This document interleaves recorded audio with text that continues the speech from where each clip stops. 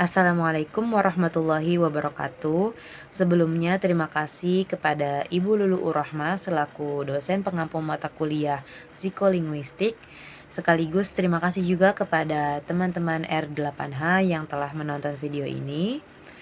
Kami dari kelompok 6 yang beranggotakan saya sendiri Tasa Wijaya Kusuma, kemudian rekan saya yaitu Dian Fatimah. Kami akan membahas materi yang berjudul Bagaimana manusia mempersepsi ujaran. Baik, kami akan membahas terlebih dahulu apa sih yang dimaksud dengan persepsi ujaran. Persepsi ujaran adalah peristiwa ketika telinga menangkap sebuah bunyi yang dapat berupa bunyi lepas, kata, atau kalimat, yaitu menurut Suudi tahun 2011 halaman 19.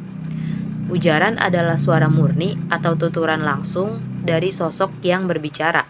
Jadi ujaran itu adalah sesuatu baik berupa kata, kalimat, gagasan yang keluar dari mulut manusia dan mempunyai arti.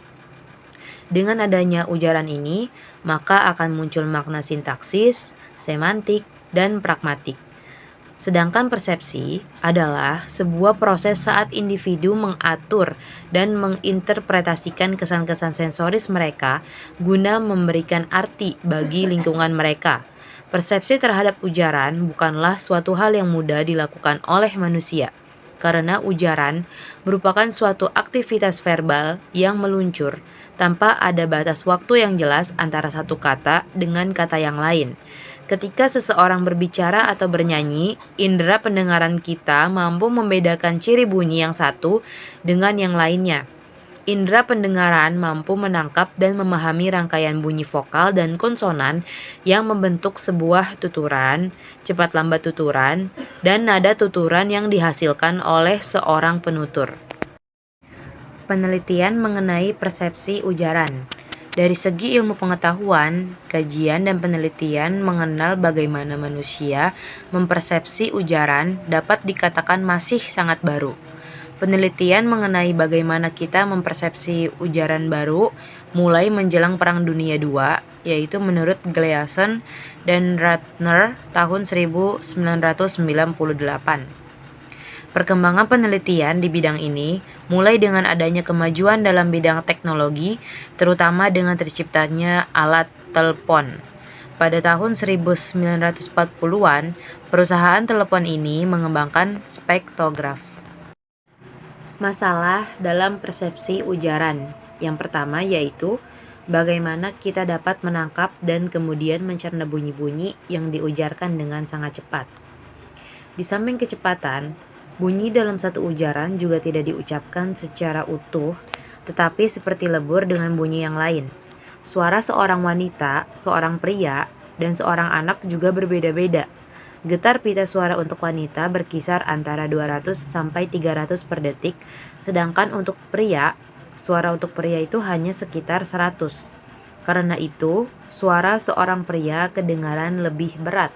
Sedangkan suara anak lebih tinggi daripada suara wanita, karena getaran pita suaranya bisa mencapai 400 per detik.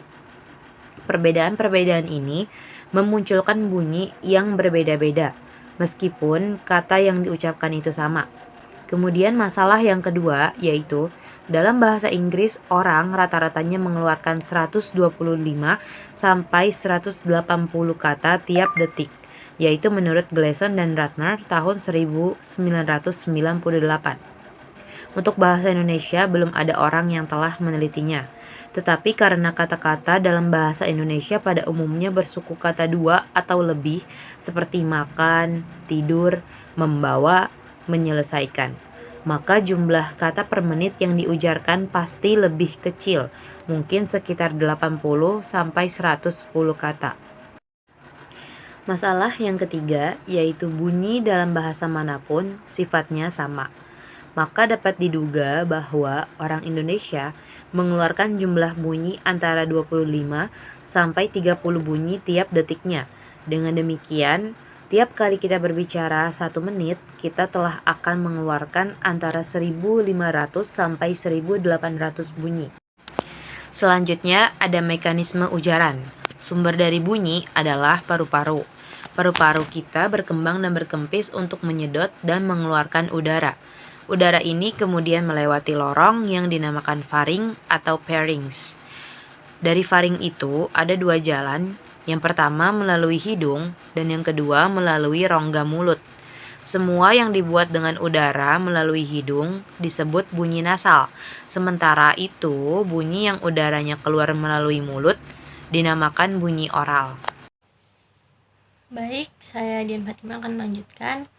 Pada mulut terdapat dua bagian atas dan bagian bawah mulut. Bagian-bagian ini adalah bibir atas dan bibir bawah. Kedua bibir ini dapat dirapatkan untuk membentuk bunyi yang dinamakan bilabial, yang artinya dua bibir bertemu. Bunyinya seperti P, B, dan M adalah bunyi bilabial. Gigi ataslah yang mempunyai peran. Gigi ini dapat berlekatan dengan bibir bawah untuk membentuk bunyi yang dinamakan labiodental. Contoh untuk bunyi seperti ini adalah bunyi F dan V. Gigi juga dapat berlekatan dengan ujung lidah untuk membentuk bunyi dental seperti bunyi T dan D dalam bahasa Indonesia. Selanjutnya, alveolar. Daerah ini berada persis di belakang gigi atas. Pada alveolar dapat ditempelkan ujung lidah untuk membentuk bunyi yang dinamakan bunyi alveolar. Palatal keras. Daerah ini adalah rongga atas mulut, persis di belakang daerah alveolar. Pada daerah ini dapat ditempelkan lidah untuk membentuk bunyi yang dinamakan alveopalatal seperti bunyi C dan J. Palatal lunak.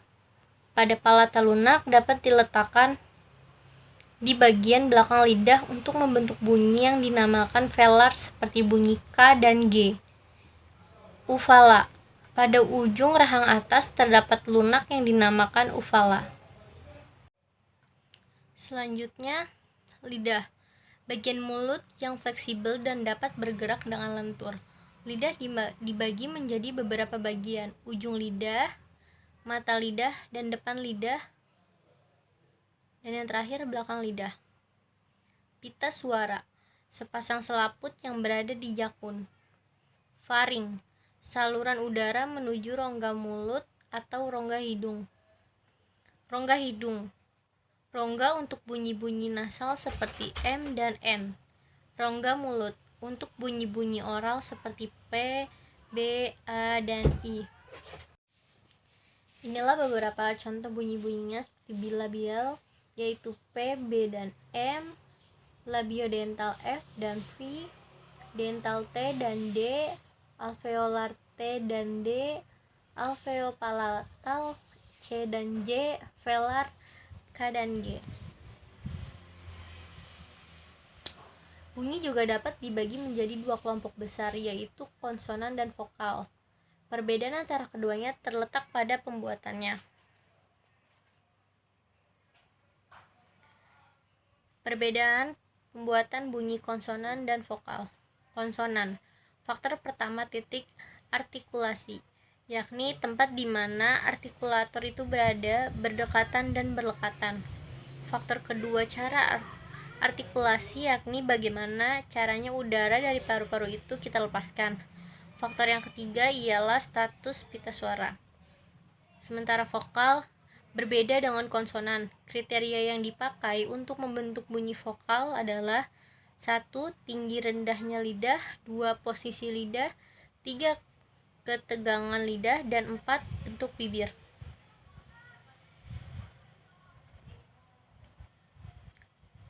Persepsi terhadap ujaran.